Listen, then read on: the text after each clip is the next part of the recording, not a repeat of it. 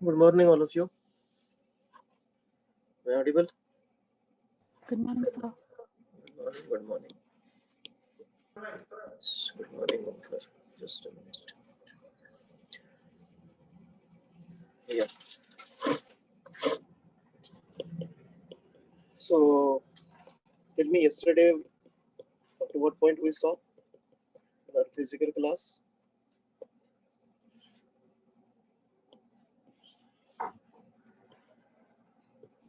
कहाँ तक देखा था हमने? Remind me.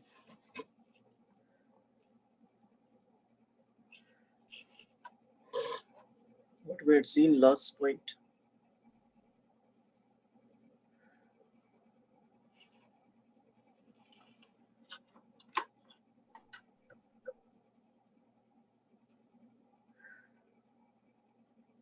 अरे बोलो भाई. Huh? Yes, sir. What we saw last point yesterday?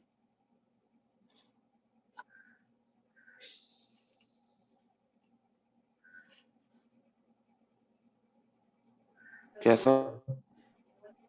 Yes. Last point हमने कौन सा देखा कल? क्या शुरू किया हमने? प्रोटीन्स. हाँ, प्रोटीन. प्रोटीन्स. हाँ, अमाइनो एसिड का स्ट्रक्चर देख रहे थे ना? Yes sir. Yes, sir. Yes, sir. तो मैंने होमवर्क दिया था कुछ किया सब लोगों ने? Yes, sir.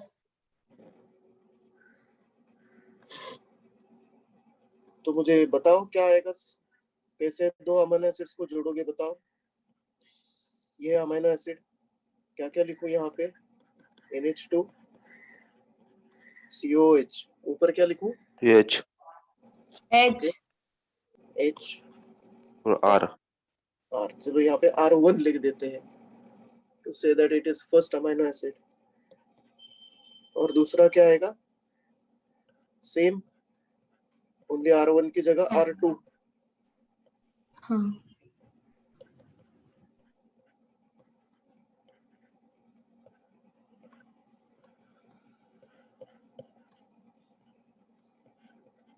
जब इनकी रिएक्शन होती है तो one water molecule is removed. Now let us say this water molecule is removed. So such type of reaction इसको हम कहते हैं डिहाइड्रेशन सिंथेसिस रिएक्शन और DSR. जब डिहाइड्रेशन सिंथेसिस रिएक्शन होता है तो एक वाटर मॉलिक्यूल निकल जाएगा and the other water molecule, the other two amino acid molecules, they are linked together. उनका लिंकिंग होगा. So what I will get as a result is a molecule like this.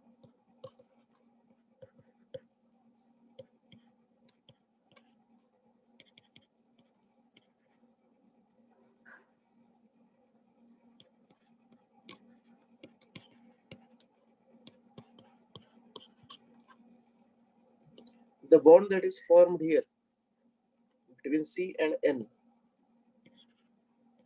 इस bond को कहा जाता है Peptide bond. Peptide bond. yes, peptide bond. Remember, ये जो peptide bond होता है, this is one of the strongest covalent bond. सबसे strong covalent bond ये होता है. Peptide bond is the strongest covalent bond that is known till date. Biomolecules में, overall सारे बॉन्ड्स में सबसे स्ट्रॉन्ग कोवैलेंट बॉन्ड अगर कोई है तो वो पेप्टाइड बॉन्ड है. इसलिए आपके प्रोटीन का स्ट्रक्चर बहुत ही स्टेबल होता है. Protein structure is quite stable due to this peptide bond. So इस तरह से पेप्टाइड बॉन्ड बनता है. अब जब नया अमीनो एसिड ऐड करना है तो where it is added, remember new amino acid in a growing polypeptide chain. जब भी पॉलीपेप्टाइड चेन ग्रो हो रहा है मतलब हमें नया अमीनो एसिड उसमें ऐड करना पड़ेगा. सो जब भी नया अमीनो एसिड ऐड करना है, this new amino acid is always added on 8. सो ये बनाया मैंने डाइपेप्टाइड. डाइपेप्टाइड से लेकर आगे that is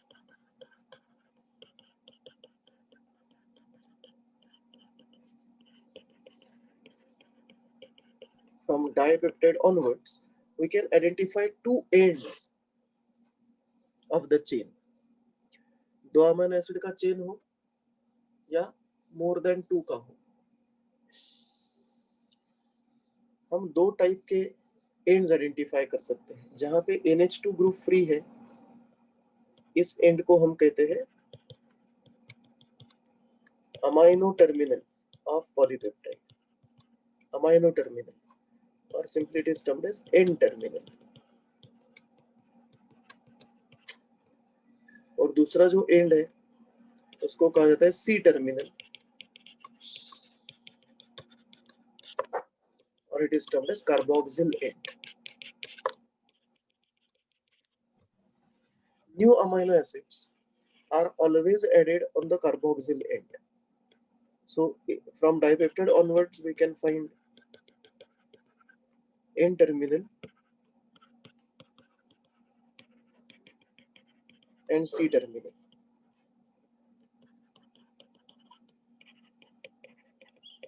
And new amino acids are added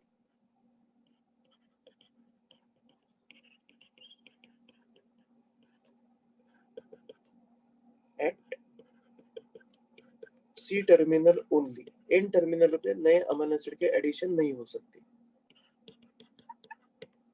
So आपका polypeptide will grow from C terminal, N terminal से ग्रो नहीं होगा. और एक पॉइंट हमने कल देखा था which is important from your amino acids point of view. All amino acids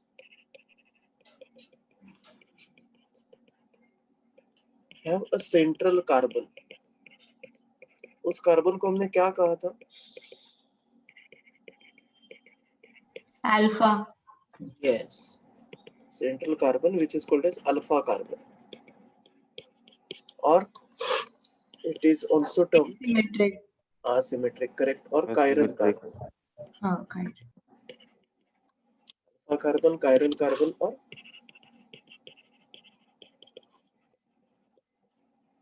asymmetric carbon. And due to presence of this asymmetric carbon, all amino acids are optically active. That is, they will be either levorotatory or dextrorotatory. और जो हमारे body में होते हैं, all these amino acids are L amino acids, that is levorotatory. D amino acids हमें humans में नहीं मिलते, not possible. Our body cannot recognize this. Remember this. L amino acids only can be utilized. Then is it that D amino acids are useless? ऐसे नहीं होता. No, sir. D amino acids जो है वो हमें मिलते हैं, लेकिन humans में नहीं मिलते. You can find them in bacteria. You can find them in, say for example, antibodies. जो हमारे बॉडी में प्रोटीन्स तैयार होते हैं against pathogens. Those are called as antibodies. So antibodies में D amino acids हो सकते हैं, लेकिन प्रोटीन सिंथेसिस के लिए हमारे बॉडी में सिर्फ और सिर्फ L amino acids ही यूजफुल है. और यहाँ पे एक एक्सेप्शन है, ये मैं बाद में बताऊंगा. This star is for exception. So we have one exception here.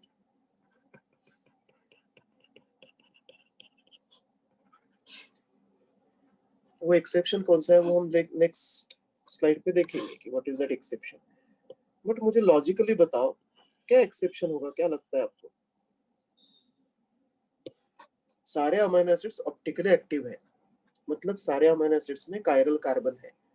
Under which condition this carbon will not be a chiral और सिमेट्रिक कार्बन? जब नीचे HO. एग्जैक्टली. व्हेन R1 और R group is replaced by H. जब ये R group H से replace हो जाए तो what will I get is something like this. H2N CH H COOH. This amino acid is termed as glycine, ऐसे 20 अलग अलग टाइप के अमीनो एसिड्स हैं। और मैंने कल आपको बताया आर अगर आपने चेंज किया तो अमीनो एसिड का नेचर चेंज होगा। So this glycine is not, or we can say it is optically inactive, not optically active, मतलब ये फिर वो कायरल कार्बन ही होगा ना? फिर this is not a chiral carbon. All other amino acids are alpha amino acids or L amino acids, but glycine is not. Glycine is not optically active, क्योंकि यहाँ पे chiral carbon मिलेगा ही नहीं। Yes, sir. Sir फिर उस carbon को क्या बोलते हैं? उस कार्बन को सिमेट्रिक कार्बन कहोगे आप, उसको कोई दूसरा नाम नहीं है। लाइक जैसे हमने यहाँ पे अल्फा कार्बन स्पेसिफिकली कहा था, वैसे इस कार्बन को कुछ दूसरा नाम नहीं है, इसको कुछ बीटा वगैरह नहीं कहा जाता।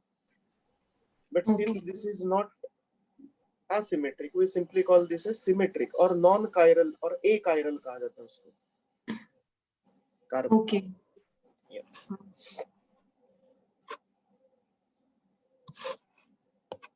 अब ये जो अमाइनो एसिड्स है इनका हमें क्लासिफिकेशन पढ़ना है, how amino acids are classified. As I told you, amino acids exist in two forms at physiological pH. They can exist in two forms, but at physiological pH they exist as a molecule having both positive and negative charge. ऐसे ion को हमने कहा था zwitterion. And zwitterion कौन से electrode के पास move करेगा, पॉजिटिव या negative? Normal. It won't move to any electrode क्योंकि इसमें नेट चार्ज 0 है, so it won't move to any electrode. लेकिन ऐसे समझ के चलो, से फॉर एग्जाम्पल कि मुझे एक अमीनो एसिड है जिसको बनाना है, you can say acidic amino acid, तो क्या करूं? If I want to make an amino acid which is acidic, what can be done? What do you think? Minus charge. क्या माइनस चार्ज लगेगा। हाँ, मतलब मुझे कौन सा ग्रुप ऐड करना पड़ेगा फिर उसमें? COO minus. COOH group add करना पड़ेगा, मोर कार्बोक्सिल ग्रुप लगेगा मुझे। So I can classify amino acids based on their chemical nature. मतलब इनका केमिकल नेचर क्या है, ये एसिडिक है या बेसिक है, इसके ऊपर हम एक क्लासिफिकेशन कर सकते हैं अमीनो एसिड्स का based on chemical nature. And I can identify 3 different types of amino acids based on their chemical nature. 3 अलग अलग, obviously एक एसिडिक, एक बेसिक, एक neutral. So one type, there are acidic amino acids, basic amino acids and neutral amino acids. इनके नाम याद रखना expected है आपसे, मैंने कल भी बताया था आपको, acidic, basic and neutral amino acids. अब 2 ही अमीनो एसिड्स ऐसे हैं जो एसिडिक होते हैं। There are only 2 amino acids which are acidic. Those are aspartic acid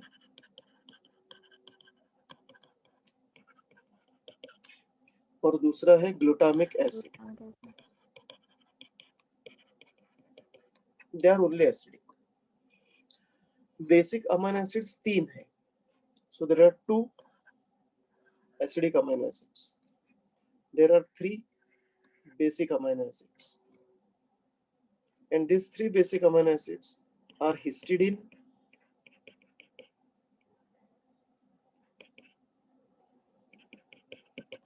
lysine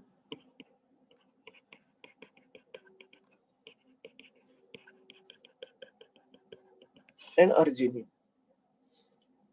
Most of the amino acids are neutral. तो कितने अमीनो एसिड्स न्यूट्रल होंगे? 4। कितने? 4। Why? 15। 15. Why 15? 20 है ना, total 20. total amino acids which are known to exist in living cell are 20 different types of amino acids. So 20 में से 2 acidic है, 3 basic है, so obviously 15 are going to be neutral. इसके नाम मैं अभी नहीं लिखूंगा न्यूट्रल अमीनो एसिड्स के, वो हम बाद में देखेंगे. अभी इतना याद रखना जो नाम मैंने अभी बताए हैं, remember these names, they are important. Questions are asked on this, so don't forget these names. So based on chemical nature, I can identify these 3 types. Another type of classification that I can make for amino acids is based on their, just a minute.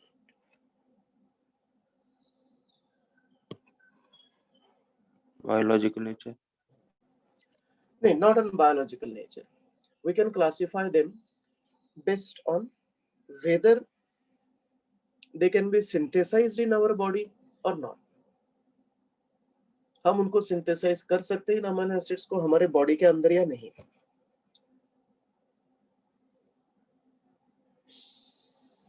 That is the another criteria that we can use. So based on their synthesis, I can identify 2 different types of amino acids. मतलब वो मेरे body में synthesis हो रहे हैं या नहीं हो रहे, इनके हिसाब से. अगर ये मेरे बॉडी में सिंथेसिस होते हैं तो ऑब्वियस बात ये है कि I will take the amino acids, only those amino acids जो मेरी बॉडी में सिंथेसिस नहीं हो सकते, वो मुझे डाइट से ही लेने पड़ेंगे. Am I right? मेरी बॉडी उनको प्रोड्यूस ही नहीं कर सकती. The only source is through diet. Is that correct? Yes, sir. और जो मेरी बॉडी सिंथेसाइज कर सकती है, वो बॉडी जो अमीनो एसिड्स अंदर जाएंगे उनको कन्वर्ट कर देगी दूसरे अमीनो एसिड्स में. So my body can synthesize some amino acids. Some amino acids can't be synthesized by human body. So based on their synthesis in human body, we can identify 2 major types of amino acids based on whether they can be synthesized in human body or not. There are 2 types of amino acids जो मेरी body में synthesise नहीं होते. ऐसे amino acids को हम कहते हैं essential amino acids. Essential because they have to be obtained from diet and they cannot be synthesized inside human body. So essential amino acids के बारे में मैं लिखूंगा this cannot be synthesized in human body and has to be obtained through diet. No other source, no other option. Has to be obtained through diet only. And exactly opposite is those amino acids which can be synthesized in my body. Those are termed as non-essential amino acids. ये जो non-essential amino acids है, our body can synthesize this. So can be synthesized in the body. So you need not obtain them from diet. So मेरे body में अलग अलग type के chemical से, biomolecule से अमीनो एसिड का सिंथेसिस हो सकता है. So they can be synthesized, they can be produced in human body. So they need not be taken through diet.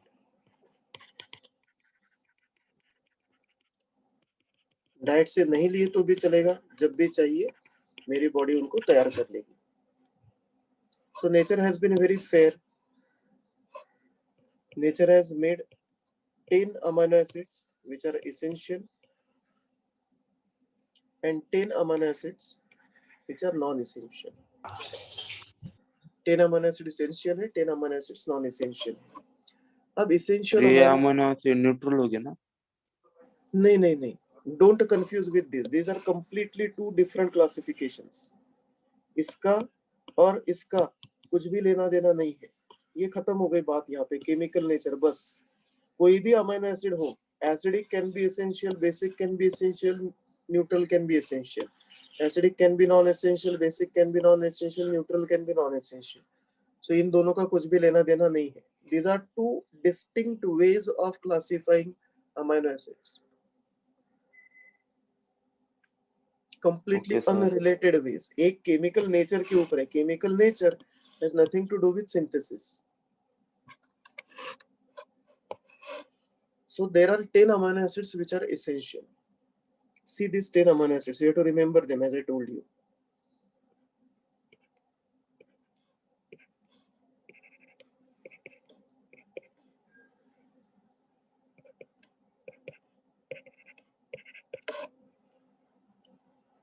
ये मैंने एक mnemonic किया है. I can remember this with a mnemonic. This mnemonic is IL-MP S. IL-MP T stands for transfer. IL-MP transferred to V. Venus. कोई भी नाम ले लो यहाँ पे. Venus, Burari, Vashi, जो भी चाहिए आपको. Hospital. Ariel. IL-MP transferred to Venus Hospital Ariel. All these are essential amino acids. नाम मैं बाद में लिखता हूँ. और जो नॉन एसेंशियल अमीनो एसिड्स है वो 10 अमीनो एसिड्स है.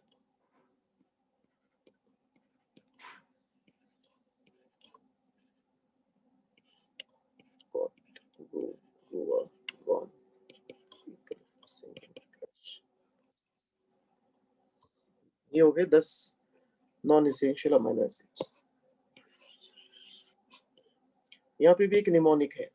ये एसेंशियल का निमोनिक है. नॉन एसेंशियल का निमोनिक मैं अलग से लिखता हूँ.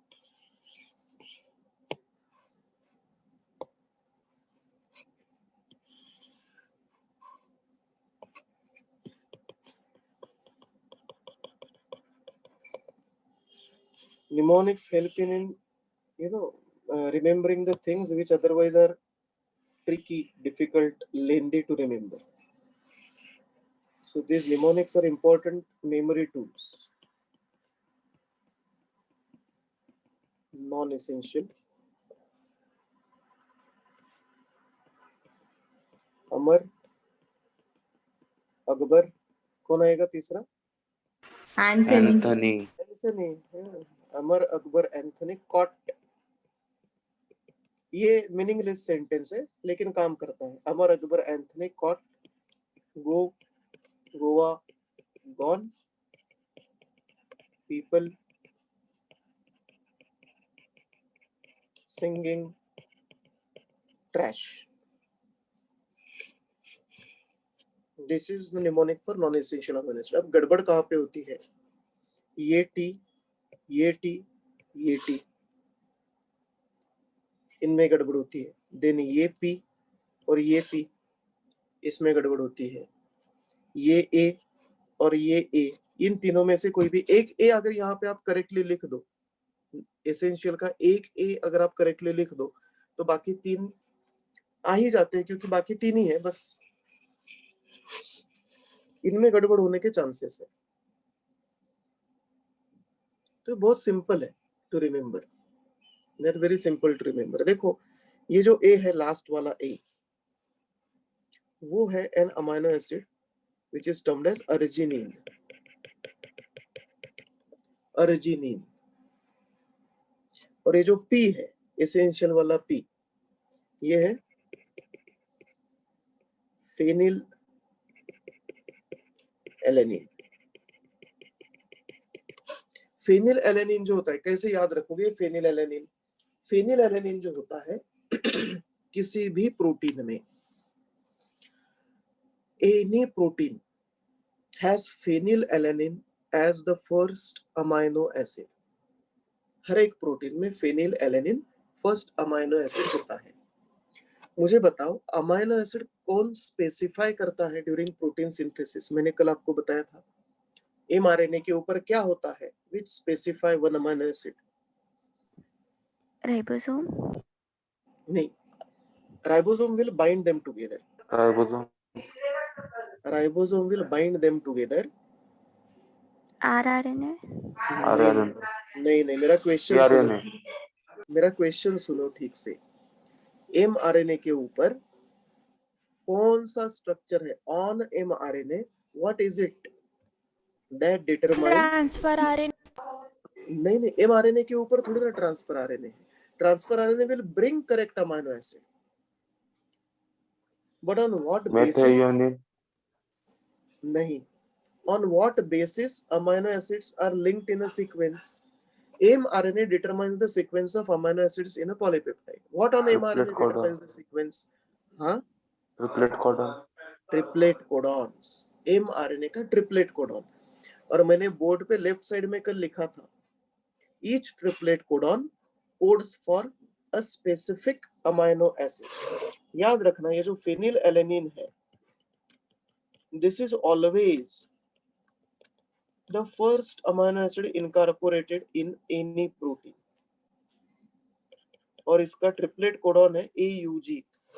सो प्रोटीन सिंथेसिस में हर एक mRNA में पहला ट्रिपलेट कोडॉन आपको AUG ही मिलेगा, प्रोकैरियोट में भी यूकैरियोट में भी। लेकिन थोड़ा सा फर्क ये है, यूकैरियोट में फेनिल एलेनिन होता है, प्रोकैरियोट्स में यहाँ पे फॉर्मिल ग्रुप ऐड हो जाता है, फॉर्मिल ग्रुप। लेकिन ये अभी याद रखने की जरूरत नहीं है, you just remember phenylalanine is an important amino acid. और फेनिल एलेनिन और इसी तरह से काम करने वाला दूसरा अमाइनो एसिड है जिसको कहा जाता है मेथियोनिन। यहाँ पे रखा है मैंने, यहाँ पे लिखा है मेथियोनिन। अब ये जो फेनिल एलेनिन है, ये आप किस तरह से रखोगे? ये फेनिल एलेनिन, ये अभी ट्रिपलेट कोडॉन वगैरह छोड़ दो, वो मैं बाद में हम जब ट्रांसलेशन करेंगे तो आपको और क्लियरली समझ में आएगा 12th स्टैंडर्ड, अभी वो याद रखने की जरूरत नहीं है। What you need to remember is, ये जो फेनिल एलेनिन है, I can convert this phenylalanine, इस फेनिल एलेनिन का, इस पी का मैं कन्वर्जन कर सकता हूं मेरी बॉडी में इस पी में, इस पी का इस पी में कन्वर्जन कर सकता हूं। So phenylalanine, first phenylalanine, मतलब एसेंशियल वाला जो फर्स्ट ग्रुप है उसमें फेनिल एलेनिन रख दूंगा मैं, और दूसरा ग्रुप जो है नॉन एसेंशियल का, वहां पे मैं लिख दूंगा proline. Phenylalanine is converted into proline. So 2p की बात खत्म हो गई। और सेकंड में लास्ट जो अमीनो एसिड है, this has something to do with thyroid hormones. वो अमीनो एसिड तो है tyrosine, which can be converted into thyroid hormones, वो टायरोसिन है। सो एक टी यहाँ पे आ गया तो बाकी 2 टी लेफ्ट साइड में आएंगे, एसेंशियल में आएंगे, और अर्जिनिन यहाँ पे आ गया, बाकी 3 अर्जिनिन यहाँ पे आएंगे, हो गया, खत्म। इतना ही याद रखना है आपको, ये भी याद रखने की जरूरत नहीं शुरू में। फेनिल एलेनिन, प्रोलिन, लास्ट वाला अर्जिनिन, और ये लास्ट वाला टायरोसिन। बाकी सब सिंगल सिंगल लेटर से, कोई भी लेटर इधर उधर नहीं है। तो बाकी अमीनो एसिड्स कौन से है देखो, this I, first I stands for isoleucine, second is leucine, third is lysine, then methionine, then T, हमने टायरोसिन वहां पे लिखा है, ट्रिप्टोफैन, थ्रियोनिन, वैलिन, हिस्टिडीन। ये हो गए आपके एसेंशियल अमीनो एसिड्स। जो नॉन एसेंशियल अमीनो एसिड्स है वो है aspartic acid, then asparagine, next A is alanine. So एक ए अर्जिनिन हमने यहाँ पे यूज किया है, बाकी सारे एज यहाँ पे आएंगे। C is cysteine, G for glutamine, next G for glutamic acid, then glycine, and this S is for serine. ये नाम याद रखना जरूरी है. It is important, it is required. और बच्चे गड़बड़ यहाँ पे करते हैं. ये इंपॉर्टेंट है. अब इसका कुछ इंपॉर्टेंस मैं लिखने वाला हूँ. अब ध्यान से देखना मैं क्या इंपॉर्टेंस लिखता हूँ इसका.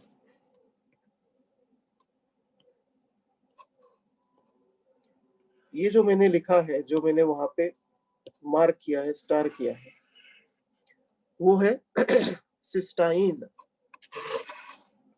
It is called as cystine. I will write it here.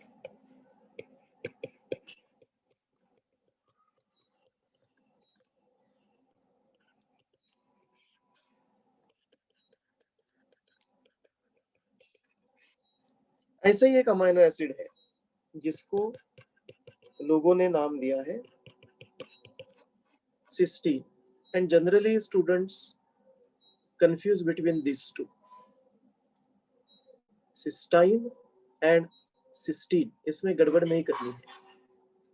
जो सिस्टाइन है वो अमाइनो एसिड है. जब मैं दो सिस्टाइन को एक साथ जोड़ दूंगा, सिस्टाइन प्लस सिस्टाइन, तो जो प्रोडक्ट मुझे मिलता है उसको कहा जाता है cystine. So we can say that cystine is a dipeptide, cysteine is an amino acid. सिर्फ एक ई का फर्क है. देखो नाम में, अमाइनो एसिड में ई है, डाइपेप्टाइड में ई नहीं है. That is the difference. You have to remember this. याद रखना ये बात. क्वेश्चन आता है, cysteine is amino acid, carbohydrate, dipeptide, none of this. अगर ई आई है तो इट इज अमाइनो एसिड. अगर सिर्फ आई है तो it's a dipeptide. So don't get confused here. Clear होती है बात यहां तक? Any doubt up to this point? No और वो सर. फिनाइल एलानिन का क्या बताया? क्या? फिनाइल एलानिन और प्रोलिन का? नहीं, फेनिल एलेनिन की जरूरत नहीं. अभी वो याद ही मत रखो. अभी ये याद रखो कि आपका जो ये जो फेनिल एलेनिन है ना, बाकी बातें भूल जाओ. ये जो फेनिल एलेनिन है, दैट कैन बी ट्रांसफर्ड और कन्वर्टेड इनटू प्रोलिन. ये फेनिल एलेनिन का प्रोलिन में कन्वर्जन होता है. It can be very easily converted into proline. Remember only this point. Okay sir. अब ये जो एसिडिक अमाइनो एसिड्स होंगे, एसिडिक अमाइनो एसिड्स मतलब आपका aspartic acid and glutamic acid. ये जो अमाइनो एसिड्स है, नेचुरली जैसे आपने मुझे बताया, this acidic amino acid must have an additional carboxyl acid group. तो जनरली होता क्या है, जो एसिडिक अमाइनो एसिड्स होते हैं उसमें मुझे दो कार्बोक्सिल एसिड ग्रुप्स मिलते हैं. तो ऐसे अमाइनो एसिड्स को मैं कहता हूं डाइकार्बोक्सिलिक. दो carboxylic acid groups, mono amino, एक amino acid group, amino acids. Dicarboxylic, mono amino. दो कार्बोक्सिलिक एसिड ग्रुप आए तो ये नेट नेगेटिव चार्ज हो गया, ये एसिडिक हो गया. एसिडिक ग्रुप एक ज्यादा है. उसी तरह से अब मुझे बताओ बेसिक अमाइनो एसिड्स क्या होंगे? ये H3N. हाँ, तो जैसे मैंने एसिडिक के लिए डाइकार्बोक्सिलिक मोनो अमाइनो लिखा, उसी तरह से बेसिक के लिए आप क्या लिख सकते हो? ट्राई होगा. क्या? Try amine. ट्राई क्यों होगा? NH2 और NH3 whatever you say is one amino group ना. Yes sir. So di amino, हाँ, amino, mono amino acid. Di amino, mono amino, di amino, mono carboxylic amino acid. हाँ, mono carboxylic amino acids. All of them are basic. दो amino groups होंगे. और जो neutral amino acids होते हैं, need not to mention, are those amino acids which we saw, general structure जिनका देखा हमने वो न्यूट्रल अमाइनो एसिड का स्ट्रक्चर है. So they are mono amino, mono carboxylic,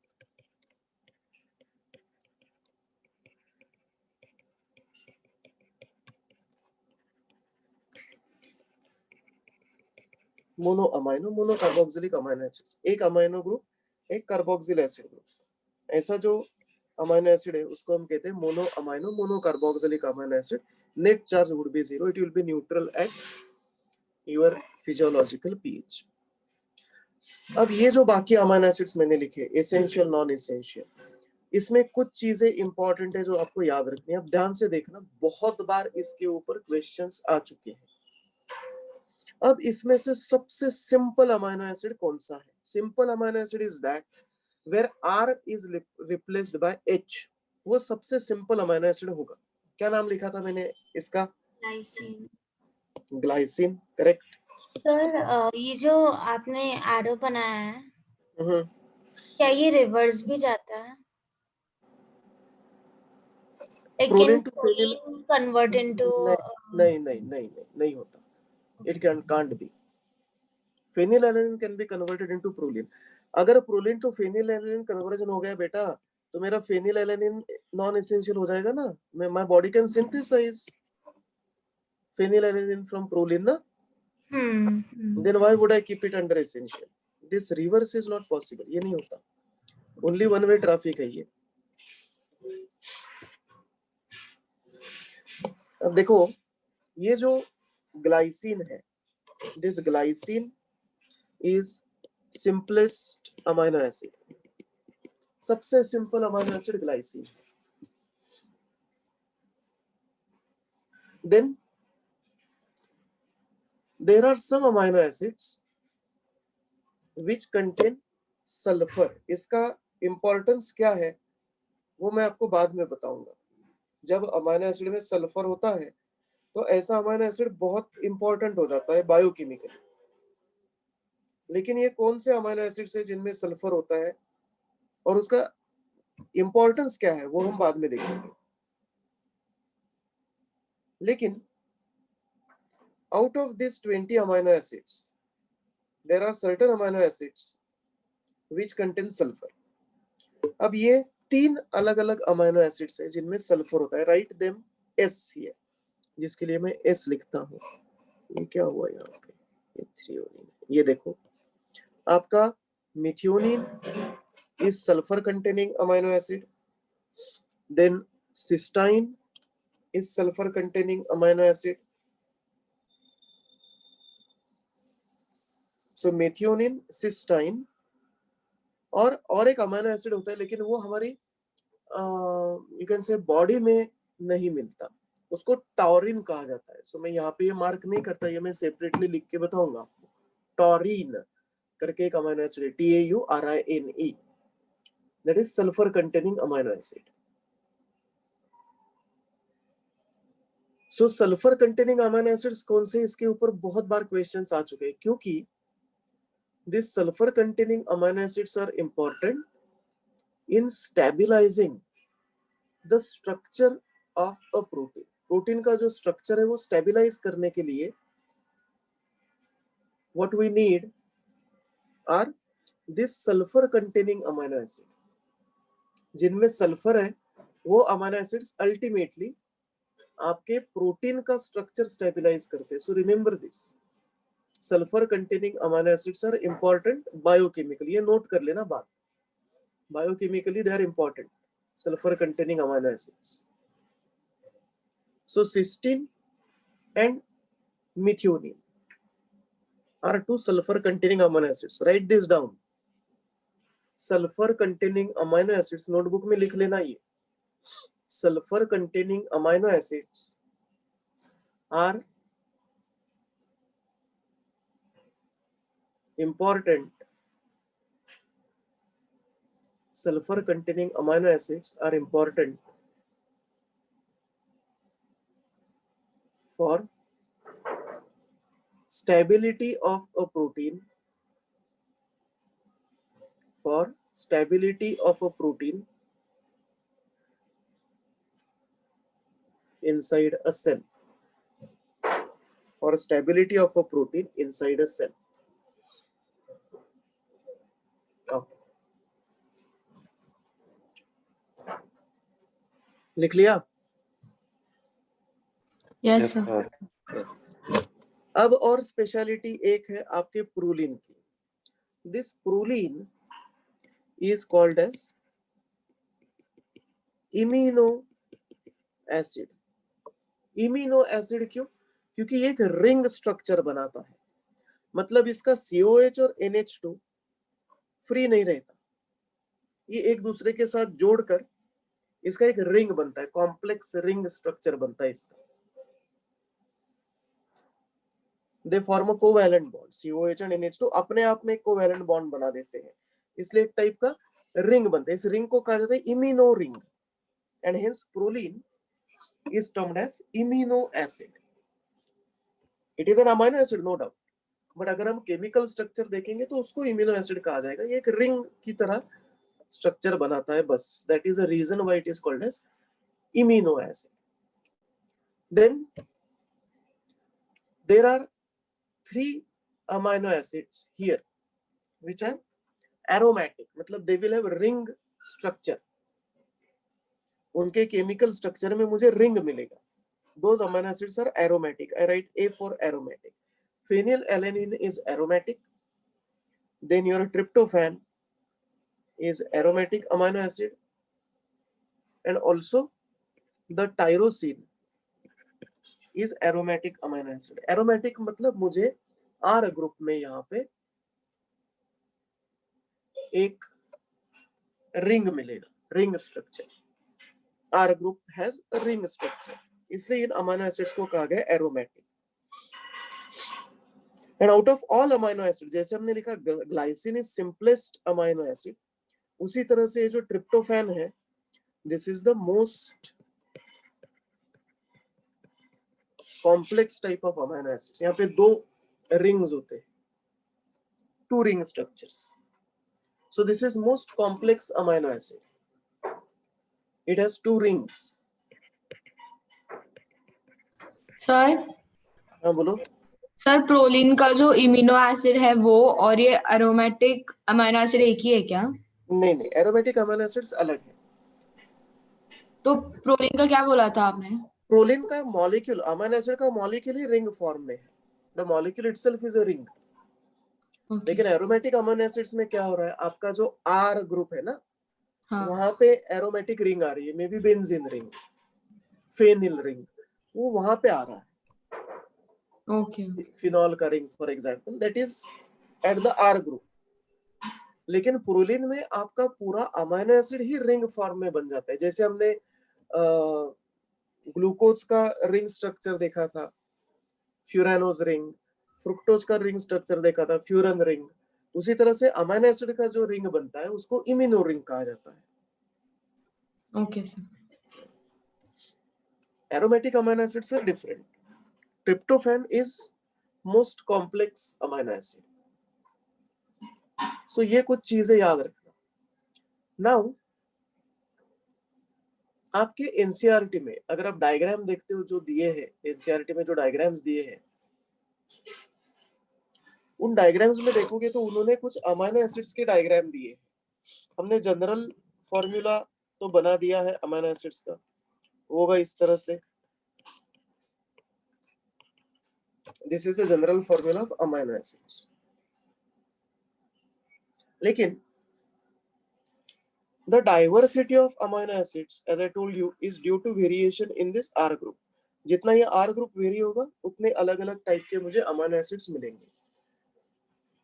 सबसे simplest amino acid is glycine. मैं यहाँ पे 5 टोटल स्ट्रक्चर बनाऊंगा जिसमें से 3 एनसीईआरटी में दिए हुए हैं. See this structure what I am making.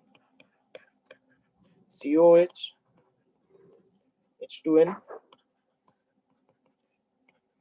H, and this is replaced by H. This is simplest amino acid. क्या कहोगे आप इसको? Glycine. Glycine. Glycine. This is given in NCERT. Now, if I replace the H group with CH3 group, H group मैंने replace कर दिया methyl group से, तो what I get? मेथोनिन, नहीं Methionine. नहीं, it's something like this. बताओ इसका नाम क्या दिया एनसीईआरटी में? Open the textbook.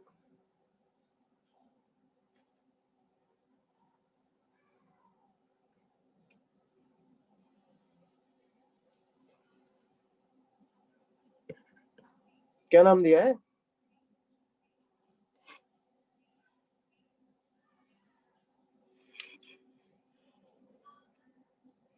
मतलब किसी का भी टेक्स्ट बुक ओपन नहीं है. You have to open your textbook. हमेशा क्लास में भी जब भी हम पढ़ रहे हैं तो टेक्स्ट बुक ओपन रखना. बार बार हमें टेक्स्ट बुक को रिफर करना पड़ेगा. डायग्राम्स है, इंपॉर्टेंट पॉइंट्स है. सो जैसे स्कूल में आपका टेक्स्ट बुक होता है तो एलानाइन, हाँ, एलानाइन. और अगर मैं यही CH3 group, methyl group, ethyl alcohol, methyl alcohol group से रिप्लेस कर देता हूँ, मतलब CH2OH से रिप्लेस कर देता हूँ, सीरिन, so I get another amino acid.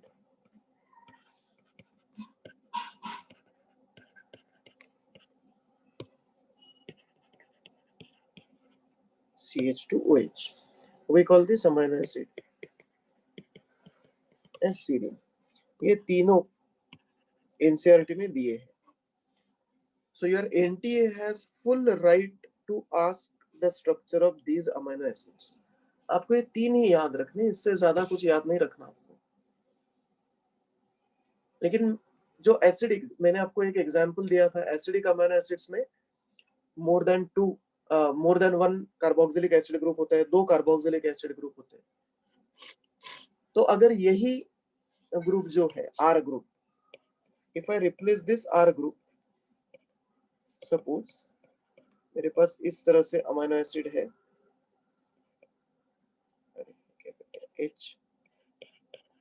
HCOH, and I replace the R group with CH2COH.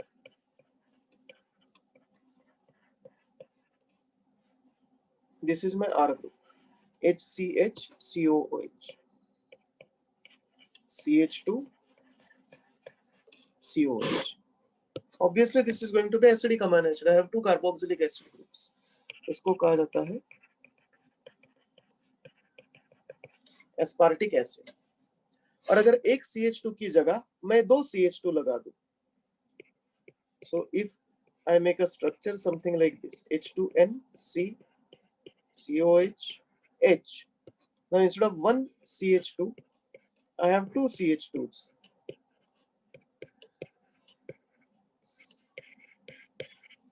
And COH. We call this structure, this amino acid, as glutamic acid. Again an acidic amino acid. हमने एक aromatic acid लिखा था, phenylalanine. If you see, phenylalanine, tryptophan and tyrosine are aromatic amino acids. Phenylalanine में क्या होगा? R group is replaced by CH2 and a phenyl ring. So मेरा जो phenylalanine है, it will appear like this: COH, H2N, H, और यहाँ पे अगला CH2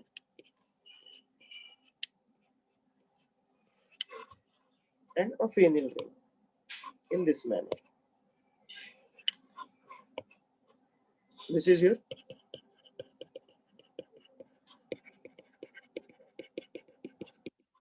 phenylalanine amino acid.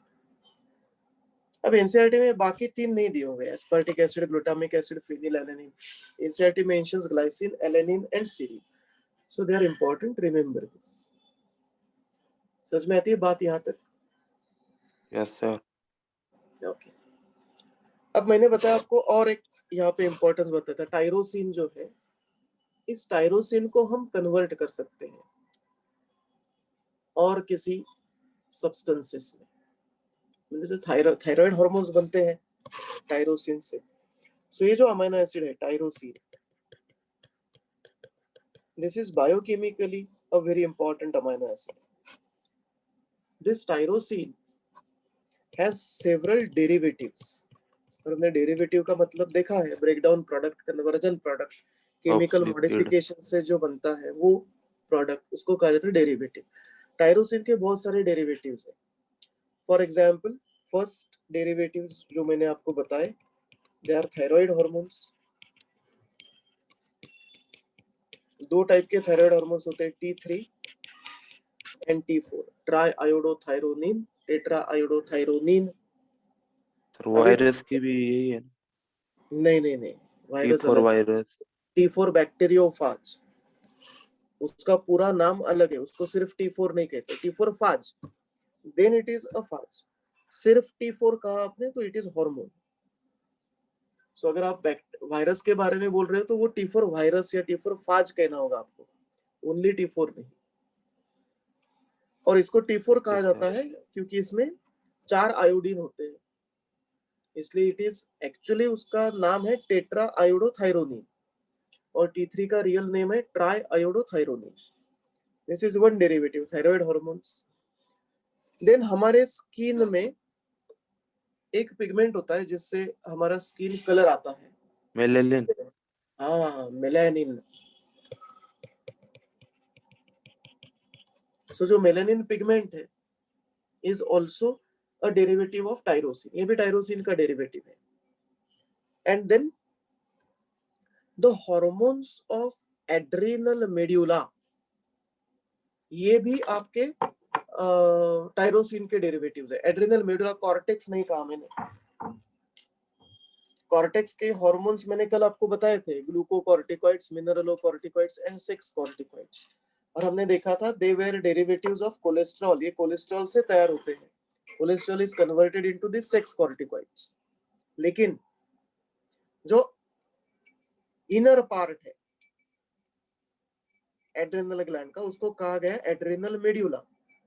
इस एड्रिनल मेड्यूला से कुछ हार्मोन्स रिलीज होते हैं। मुझे बताओ, आपने 10 तक पढ़ा है, आपने बहुत सारी चीजें पढ़ी है 10 तक, तो मुझे बताओ ऐसा कौन सा हार्मोन होता है जिसको फाइट और फ्लाइट हार्मोन कहा जाता है? एड्रेनलिन। एड्रेनलिन। हाँ एड्रेनालिन। मतलब क्लास में सर आते हैं, कहते हैं चलो आज हम सरप्राइज टेस्ट ले लेंगे, तो जब होता है वो होता है एड्रेनालिन सर्ज, दिल घबराता है, देन दिल की धड़कन बढ़ जाती है, ये सारी चीजें जो है वो होते हैं आपके एड्रेनालिन की वजह से। और उसी की तरह से दूसरा एक वहां पे हार्मोन है जिसको कहा जाता है नॉर एड्रेनालिन, दोनों का इफेक्ट सेम होता है। So adrenaline and noradrenaline, these are also derivatives of tyrosine. जब ये एड्रिनल ग्लैंड से निकलता है एज अ हार्मोन, मैं इस केमिकल को कहता हूँ एड्रेनालिन। कई बार तो ऐसा होता है कि यही एड्रेनालिन होता है इस जगह पे, मुझे बताओ ये क्या है? न्यूरॉन। एक्सॉन। हाँ एक्सॉन है, और यहाँ पे कुछ इस तरह से स्ट्रक्चर्स मुझे मिलते हैं, गोल गोल नॉब्स, क्या कहते हैं हम उनको? डर्माइड। ये knobs, synaptic nerves. Synaptic synaptic knobs. Knobs. क्या होता है इन सिनेप्टिक नॉब्स में? इसके अंदर क्या होता है? न्यूरोट्रांसमीटर। हाँ सिनेप्टिक वेसिकल्स होते हैं, वैक्यूल्स होते हैं जिसके अंदर न्यूरोट्रांसमीटर, न्यूरोट्रांसमीटर। हाँ, which help in transmission of impulse between two axons, between two neurons। तो यही एड्रेनालिन, यही केमिकल एड्रिनल ग्लैंड की जगह पे, सेम केमिकल, कुछ भी फर्क नहीं, absolutely no difference, exactly xerox copy, identical, same chemical. अगर ये मेरे सिनेप्टिक वेसिकल में भर जाए तो मैं उसको कहता हूं epinephrine. I hope you are writing down all these points. It is called as epinephrine. So adrenaline is a hormone, epinephrine is a neurotransmitter. Similarly noradrenaline की तरह होता है मेरा नॉरएपिनेफ्रिन। अब इसका रीजन ऐसा क्यों, ये हम बाद में जब केमिकल इफिनेफ्रिन हाँ बोलो। सर इफिनेफ्रिन ट्रांसमीटर है क्या, neurotransmitter? Epinephrine is neurotransmitter और adrenaline noradrenaline they are hormones of adrenal medulla. So these are medullary hormones, not cortical hormones. Cortical hormones को हमने sex steroids कहा था, glucocorticoids कहा था, mineralocorticoids कहा था। कॉर्टिकल्स। ये medullary hormones। सर अपना डेरिवेटिव क्या लिखा है ऊपर? डेरिवेटिव्स ऑफ टायरोसिन, टायरोसिन के डेरिवेटिव्स, टायरोसिन की बात चल रही है ना। So all these 1, 2, 3, 4 are derivatives of tyrosine.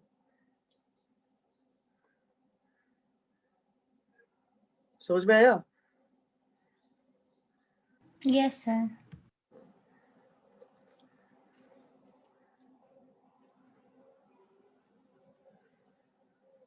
So note कर लो ये सारी चीजें जो मैंने अभी बताए। एड्रेनालिन और adrenaline, both of them are adrenal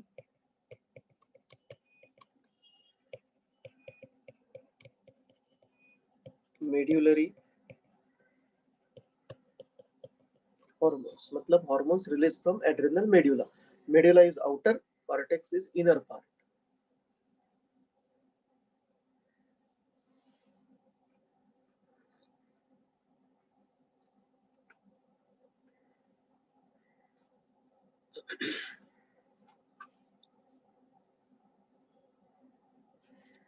done हो गया? Yes sir.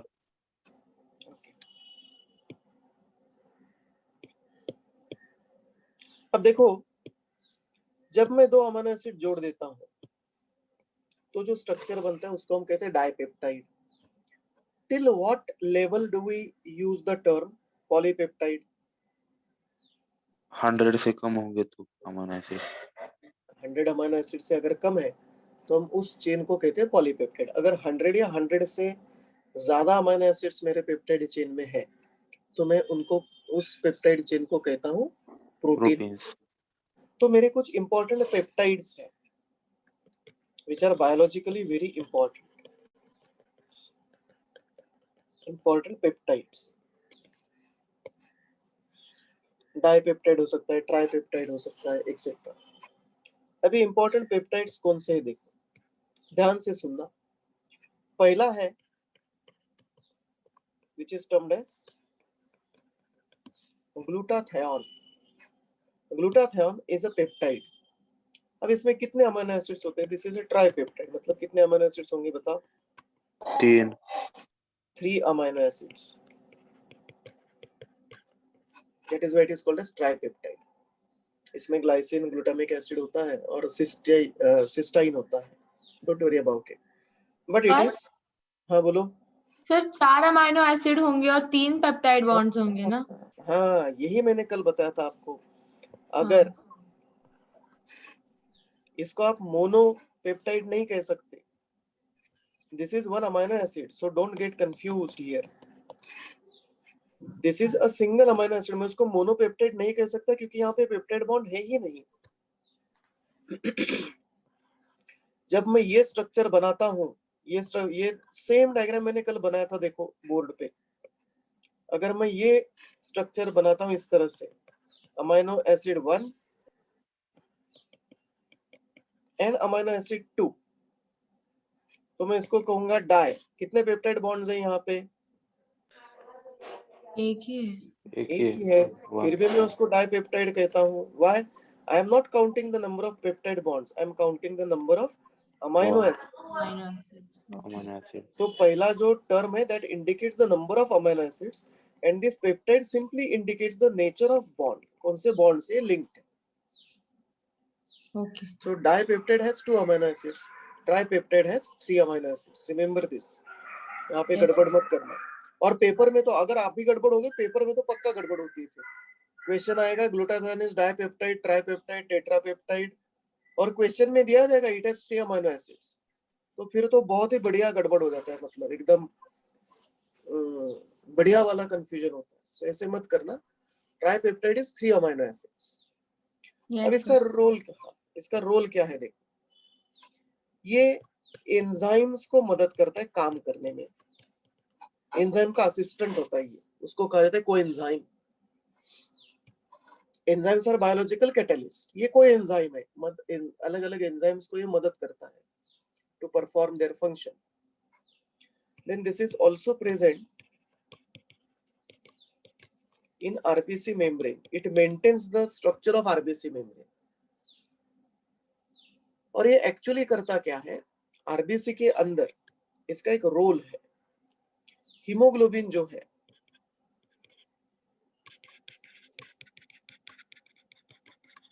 it prevents oxidation of hemoglobin by hydrogen peroxide. हमारे आरबीसीज में बहुत ज्यादा अमाउंट में हाइड्रोजन पेरोक्साइड जनरेट होता है। इफ यू रिमेम्बर, हमारे आरबीसी में कोई भी ऑर्गेनेल्स नहीं होते, लेकिन large amount of hydrogen peroxide is always generated in RBCs. It is taken care by the peroxisomes. लेकिन ये हाइड्रोजन पेरोक्साइड से हीमोग्लोबिन का ऑक्सीडेशन ना हो, इसके लिए ग्लूटाथायोन इंपॉर्टेंट है।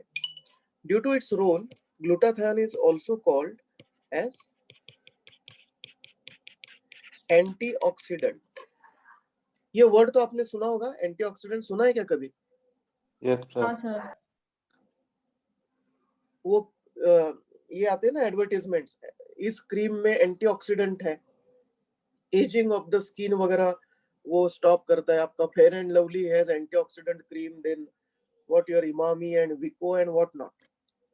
So this antioxidant is a buzzword nowadays because people have understood the importance of antioxidants. जितने ज्यादा एंटीऑक्सीडेंट्स हम खाएंगे उतना स्लो एजिंग होता है। Ageing becomes slower, you age slowly, और रिंकल्स नहीं आते स्किन पे। एजिंग कम होता है, कैटाबोलिक प्रोसेसेस कम होती है, and that is due to antioxidant. क्योंकि हमारी बॉडी में देखो हम ऑक्सीजन इनहेल करते हैं, and oxygen is a best oxidising agent. So ये जिसके भी कांटेक्ट में आता है उसको ऑक्सीडाइज कर देता है। मुझे वही ऑक्सीडाइज करना है जिसकी जरूरत है, लाइक ग्लूकोज। अगर इसने जाके मेरे मेम्ब्रेन प्रोटीन्स को ऑक्सीडाइज कर दिया, लिपिड्स को ऑक्सीडाइज कर दिया, तो प्रॉब्लम हो जाएगा। So for that, to keep a check on activity of oxygen, I need some substances जिनको एंटीऑक्सीडेंट कहा जाता है। अब जब मेरी बॉडी में ऑक्सीजन जाता है तो ऑक्सीजन कन्वर्ट होता है इस फॉर्म में। देखो सेल के अंदर ऑक्सीजन होता है इस फॉर्म में। क्या कहते हैं इस फॉर्म को ऑक्सीजन के? What do we call this form of oxygen? Oxygen atom with lone pair of electrons is termed as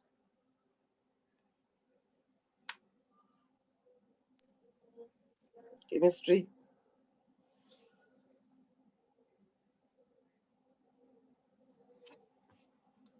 बताओ बताओ क्या कहते हैं हम इसको?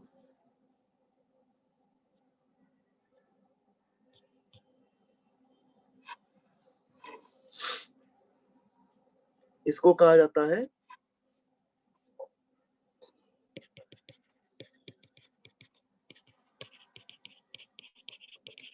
Free radical of oxygen. बहुत ही ज्यादा ऑक्सीडाइजिंग प्रॉपर्टीज होते हैं इसमें। मतलब ये जिसके भी कांटेक्ट में आएगा उसको ऑक्सीडाइज कर देगा। ऑक्सीडाइज मतलब क्या? Burn. It literally can go on burning anything and everything that comes in contact with it. So it is like a suicide bomber inside the cell. So जैसे ये बनता है उसको पकड़ के रखना पड़ेगा। So your antioxidants, they bind to this free radicals of oxygen. ये इसको जाके बाइंड करते हैं और खुद ऑक्सीडाइज हो जाते हैं ताकि इस ऑक्सीजन रेडिकल की एक्टिविटी खत्म हो जाए। वो खुद को ऑक्सीडाइज करवा लेते हैं। समझ में आती है बात यहां तक?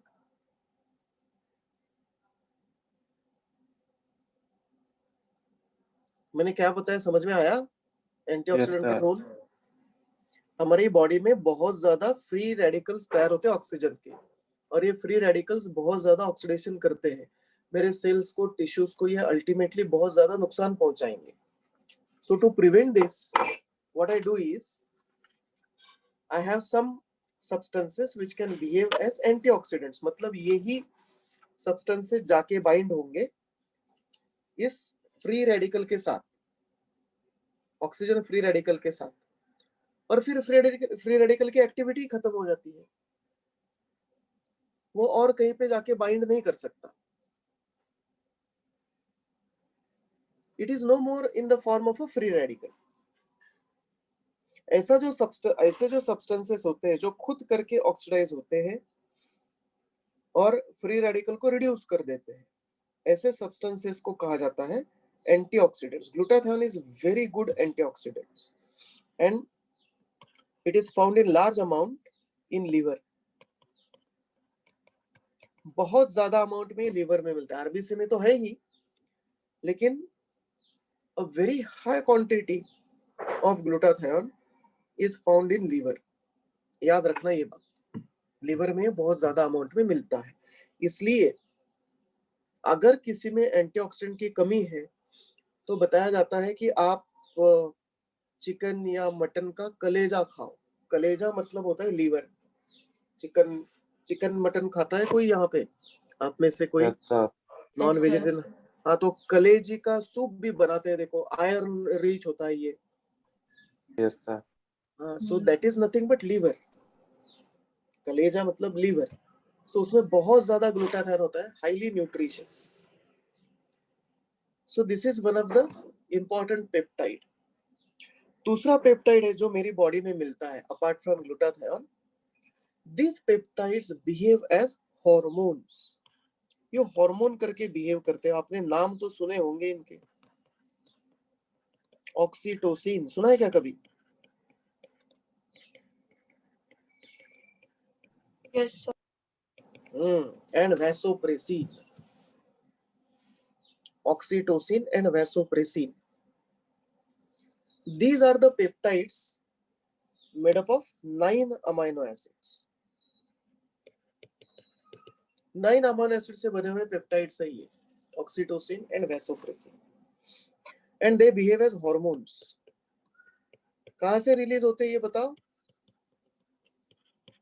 Hormones of which gland in our body?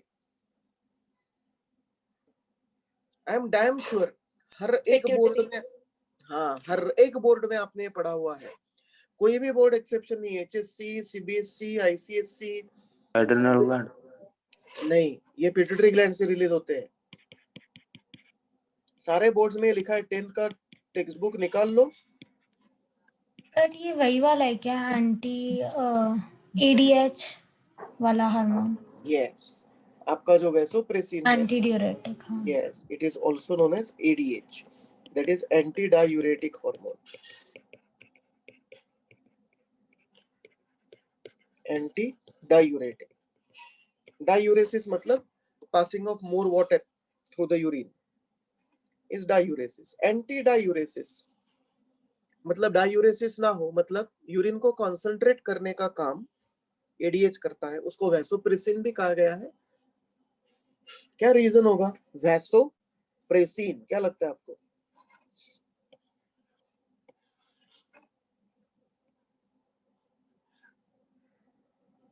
Vaso मतलब वेसल, प्रेसिन मतलब कॉन्स्ट्रिक्शन। ये वेसल का कॉन्स्ट्रिक्शन करता है, तो बीपी बढ़ेगा या कम होगा वैसोप्रेसिन से? बढ़ेगा। हाँ, बढ़ेगा। Vasopressin increases blood pressure. ये वैसोप्रेसिन का रोल है। ऑक्सीटोसिन क्या करता है बताओ?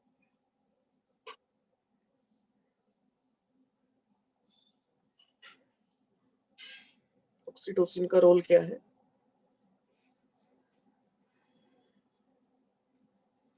Oxytocin is involve in contraction of involuntary muscles. Smooth muscles के कॉन्ट्रैक्शन में ये इन्वॉल्व होता है oxytocin. And oxytocin is known as birth hormone, क्योंकि फीटस की डेवलपमेंट जब यूट्रस में कंप्लीट होती है तो फिर ये फीटस सिग्नल भेजता है केमिकल के फॉर्म में। फीटस तो बात नहीं कर सकता यूट्रस में, तो ये केमिकल्स के फॉर्म में सिग्नल्स भेजता है मैटरनल पिट्यूटरी ग्लैंड को, मदर के पिट्यूटरी ग्लैंड को, कि okay I am ready, done, I am fully developed, let me get out. ऐसा जब ये सिग्नल भेजता है मदर के पिट्यूटरी ग्लैंड को in the form of some chemicals, तो मदर के पिट्यूटरी ग्लैंड से ऑक्सीटोसिन रिलीज होता है, and then this causes contraction of smooth muscles of uterus. Uterus के स्मूथ मसल्स कॉन्ट्रैक्ट होते हैं, and then baby is expelled out of the body. Baby को body के बाहर एक्सपेल किया जाता है, that is known as delivery, parturition, birth of baby, labour etcetera. Hence, oxytocin is known as birth hormone.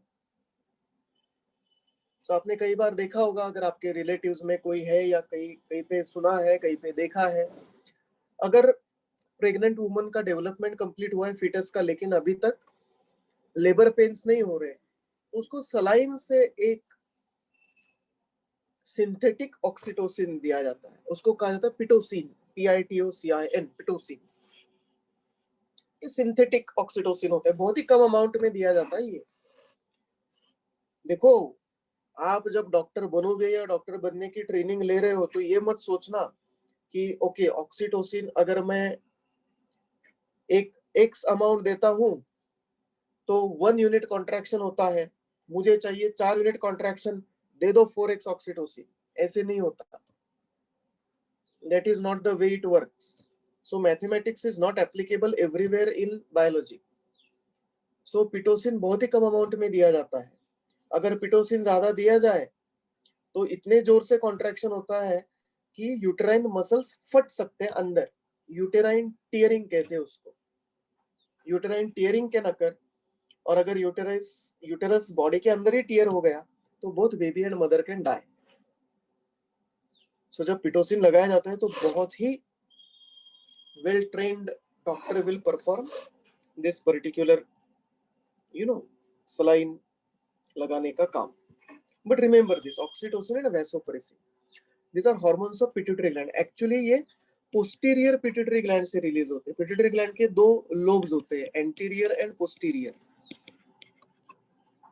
so अगर मैं pituitary gland बनाऊं तो pituitary gland कुछ इस तरह से होता है, देखो ये होता है anterior lobe और दूसरा होता है पोस्टीरियर लोब।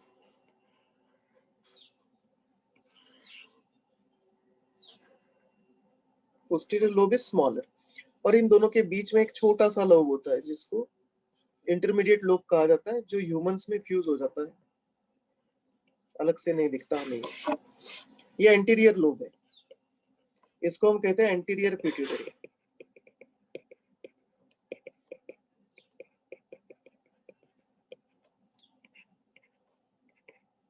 और ये होता है पोस्टीरियर लोब, इसको हम कहते हैं पोस्टीरियर पिट्यूटरी।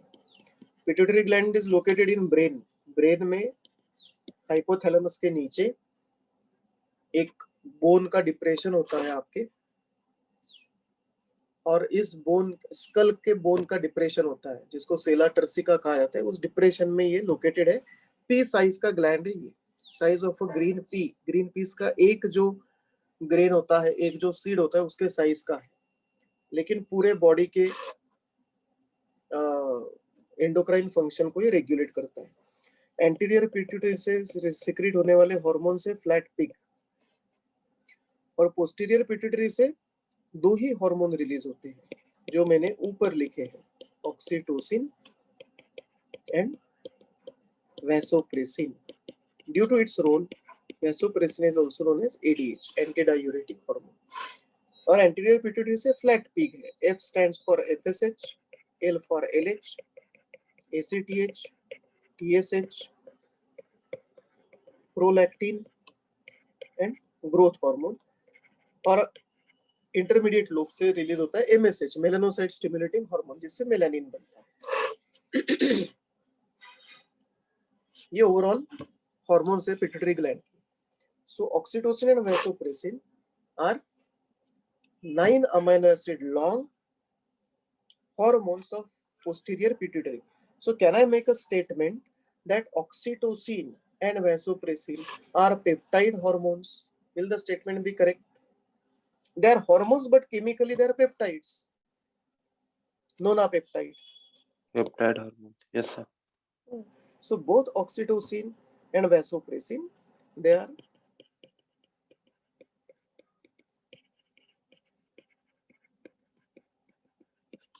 Peptide hormone. सबसे छोटा हार्मोन होता है 3 अमीनो एसिड वाला, जिसको TSH-RH कहा गया है, लेकिन वो हम बाद में देखेंगे. Thyroid stimulating hormone, release hormone, वो हाइपोथैलेमस से आता है. सर ये पे CH ये याद रखना है. नहीं, ये अभी याद रखने की जरूरत नहीं है, लेकिन अगर याद रहता है तो अच्छी बात है. कभी ना कभी तो आपको याद रखना ही पड़ेगा. ये सिलेबस में है, Yes, sir. लेकिन इस चैप्टर में नहीं है. You have this in some other chapter, but it is required. Then another important peptide is something called as bradykinin. Bradykinin, ये भी 9 अमीनो एसिड लॉन्ग है. This is also 9 amino acid. Bradykinin का main role है, it is a potent, we can say, a pain producing substance. ये pain produce करता है. Pain. So pain का जो सेंसेशन है, it is due to this bradykinin. अगर bradykinin ना हो तो पेन नहीं होगा. सो कुछ लोग ऐसे होते हैं जिनको बहुत लगता है, कटता है, लेकिन उनको कभी दर्द ही नहीं होता. ऐसे कुछ केसेस है दुनिया में. Some people who never feel pain, yes. They are not normal, they are abnormal. उनमें ब्रेडिकाइनिन नहीं होता. और वो जो कोई एक्ट्रेस है ना, क्या नाम है उसका, मैं भूल गया, वो बताता हूँ मैं आपको, स्केलेटन में बताऊंगा, मुझे याद आएगा उसका नाम. बहुत ही यंग एक्ट्रेस है. वो कैसे भी टेढ़ी मेढ़ी, कैसे भी यू नो जॉइंट्स के यहाँ पे उसका मूवमेंट होता है, हैंड के जॉइंट्स, वो हैंड उठा कर. आलिया भट्ट. आलिया भट्ट, हाँ आलिया भट्ट. और वो कभी भी उसका इंटरव्यू हो तो ये दिखाती है, देखो मैं ये कर सकती हूँ. अरे भाई एबनॉर्मल है. She is abnormal. She is not a normal child.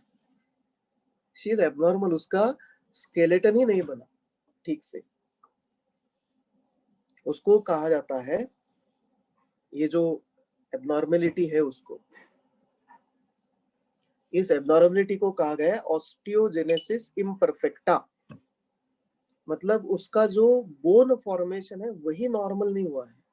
Abnormal bone formation, abnormal flexibility of a skeleton, and that is not good for health. So ऐसे बहुत सारे लोग हैं, बड़े बड़े लोग, जिनको बड़े बड़े डिसीजेस होते हैं. अमिताभ बच्चन को ये है, ऑटो इम्यून डिसीज है, इसलिए वो भीड़ में नहीं जा सकता. ऑटो इम्यून डिसीज है उसको. He has to be on continuous 100%, पूरा लाइफ वो इम्यून सप्रेसेंट्स पे है. So he has to take a great care of his health. Fine. Sharad Pawar. Sharad Pawar के बारे में नहीं पता मुझे. बताओ शरद पवार का क्या. सर उनका ब्लड प्यूरिफाई करना पड़ता है हर महीने. हाँ, वो तो उनके डिसीज से है, कैंसर है ना उनको, मतलब था शायद, आई डोंट नो, मुझे अपडेट तो है नहीं, लेकिन उनको कुछ ओरल कैंसर था and he was operated. And then yes, I have heard that he has to undergo blood purification process every month और 2.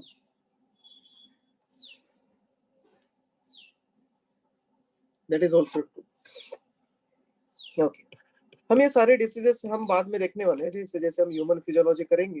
Very interesting. ये सारे autoimmune diseases, functioning of excretory system, nervous system. We start with दो chapters after biomolecules. Okay, so ये angiotensin करके और एक peptide है, angiotensin. अब ये जो एंजियोटेंसिन है, there are 2 forms of this. 2 अलग अलग फॉर्म्स है इसके. एक है एंजियोटेंसिन 1,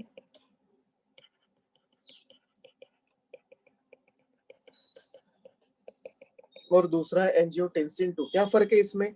एंजियोटेंसिन 1 10 अमीनो एसिड्स का है, एंजियोटेंसिन 2 8 अमीनो एसिड्स का है, बस इतना ही फर्क है और कुछ नहीं।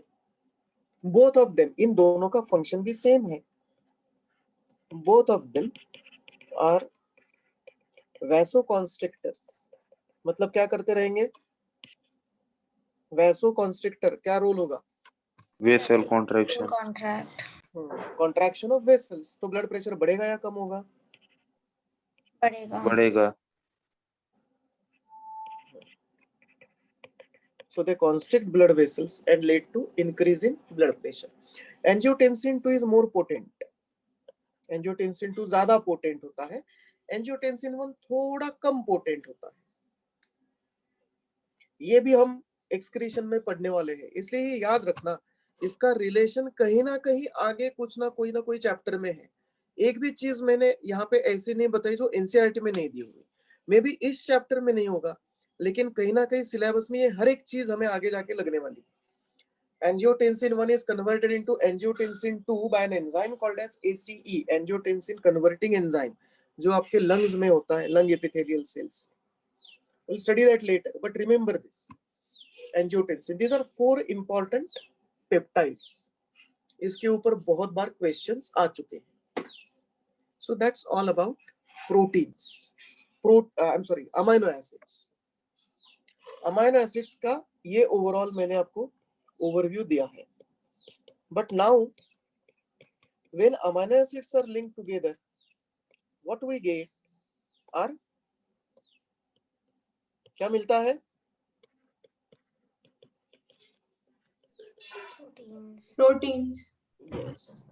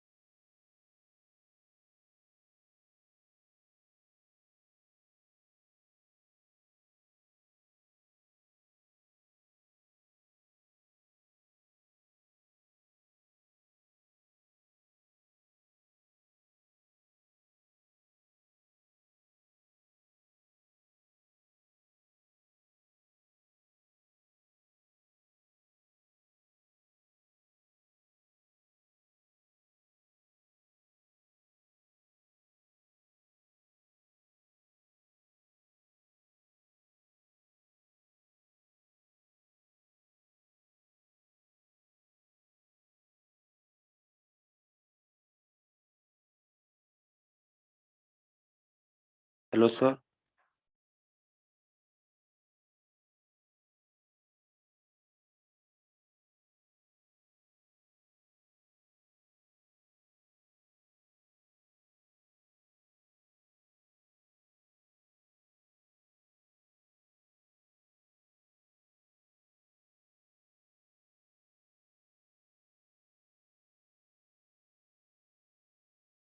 Am I audible?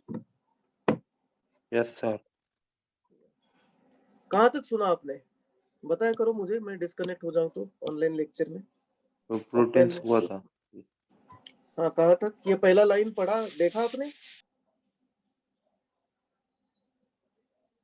Amino amino acid. Acid are link. हाँ हाँ यस सर। आपकी स्क्रीन नहीं दिख रही है. हाँ हाँ, दिखेगी। Just a minute. प्रोटीन चल रहा है डिफरेंसेस। हाँ, अब दिख रहा है screen? Yes sir.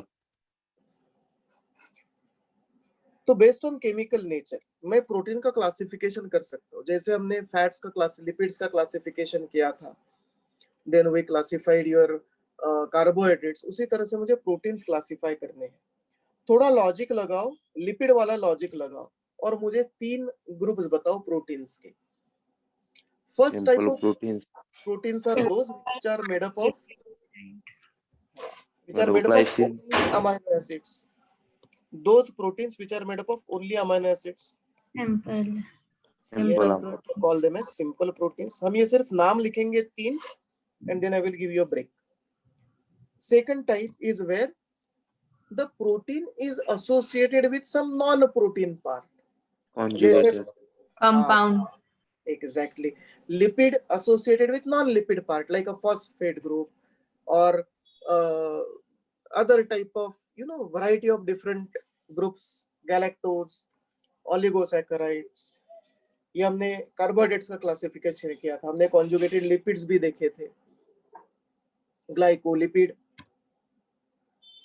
For example, phospholipid, sphingolipid, वहां पे नॉन लिपिड पार्ट भी है। उसी तरह से अगर मेरे प्रोटीन में नॉन प्रोटीन पार्ट अटैच्ड है, then I call such type of proteins as conjugated proteins or compound proteins.